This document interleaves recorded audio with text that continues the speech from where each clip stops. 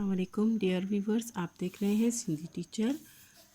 मैं आपको basic Sindhi, starting Sindhi, बुनियादी सिंधी से पढ़ाने की कोशिश कर रही हूँ। उसके बाद हमने स्टार्ट किया है क्लास 3 टू क्लास 10। रोज़ाना एक चैप्टर पढ़ेंगे, एक्टिविटी करेंगे, कोई भी चैप्टर मिस नहीं होगा। अगर आप स्टार्ट से पढ़ना चाहते हैं तो आप मेरे पिछले वीडियो में जाके पढ़ सकते हैं। पिछली वीडियो में हमने सबक 16 सिंधी की बुक क्लास 3 में चैप्टर 16 कंप्लीट कर दिया था। आज हम पढ़ेंगे चैप्टर 17, जिसे सिंधी में सबक 17 पढ़ते हैं। इसको कैसे पढ़ेंगे? सीन बेसब बेकफ बक सबक सीन तेरे सत्र हेवाहुन उन साकिन सबक 17। आज हमारे पास उर्फ है खा। ये काफ नहीं है, इसको आप डंडी वाला काफ ही समझ रहे होंगे, जैसे कि हमारे उर्दू में काफ से कव्वा वाला होता है। ये वो नहीं है। ये अगर आप इसको देखेंगे तो आपको लगेगा बस काफ में तो कोई प्रॉब्लम ही नहीं है, कोई मतलब कन्फ्यूजन ही नहीं है। उर्दू में काफ और सिंधी में काफ एक जैसा ही होता है, लेकिन ऐसा बिल्कुल नहीं है। आप देख लें अपने बुक में, अपनी किताब जहाँ लिखा होता है आप देख लें उसमें कैसा काफ है।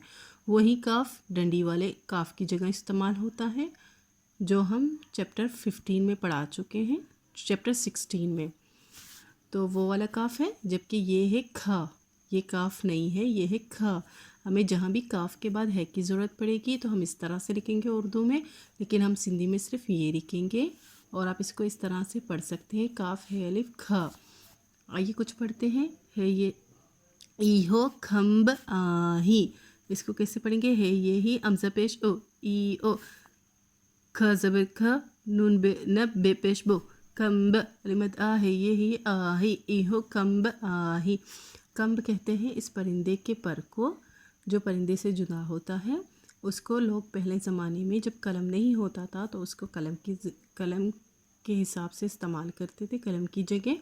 इसका जो ये हिस्सा है, इसको ये है ना, एक इंक जैसा कोई लिक्विड होता था उस टाइम, जो लिखने के लिए इस्तेमाल होता था, उसमें डिबो कर लिखते थे। ये कलम की जगह ही होता था और इसको उर्दू और सिंधी में कम्ब बोलते हैं। तो हम कहेंगे ये कम्ब है। यह खट आही, इसको कैसे पढ़ेंगे? है ये ही अमज़ा ज़बर अ, ई आ, काफ ज़बर का, टे ज़बर ठा, खट लिमत आ, है ये ही आही, यह खट आही। कट कहते हैं चारपाही को, तो हम कहेंगे उर्दू में ये चारपाई है। यह अख आही, इसको कैसे पढ़ेंगे? है ये ही अमज़ा ज़बर अ, ई आ, अलिफ ज़बर आ, काफ का ज़ेर के, अखे अलिमद आ, है ये ही आही, यह अख आही। अख कहते हैं आँख को, तो हम कहेंगे ये आँख है। यह मख आही, है ये ही अमज़ा ज़बर आ, यह मीम ज़बर म, ख ज़ेर खे, मख अलिमद आ, है ये ही आही, यह मख आही। मक कहते हैं मक्खी को, तो हम कहेंगे ये मक्की है। कुछ एक्टिविटी करेंगे। इस तरफ जो अल्फाज हैं ये सिंधी में लिखे गए हैं, ये इनके उर्दू में मायने लिखे गए हैं। कम्ब को कम्ब भी बोलते हैं, लेकिन समझाने के लिए यहाँ लिख दिया है मैंने। परिंदे का पर जो लिखने के लिए इस्तेमाल होता था कलम की जगह।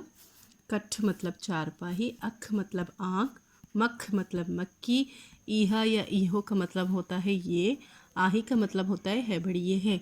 उम्मीद है आप यहाँ तक समझ गए होंगे। नेक्स्ट वीडियो में नेक्स्ट चैप्टर पढ़ेंगे। अल्लाह हाफिज़।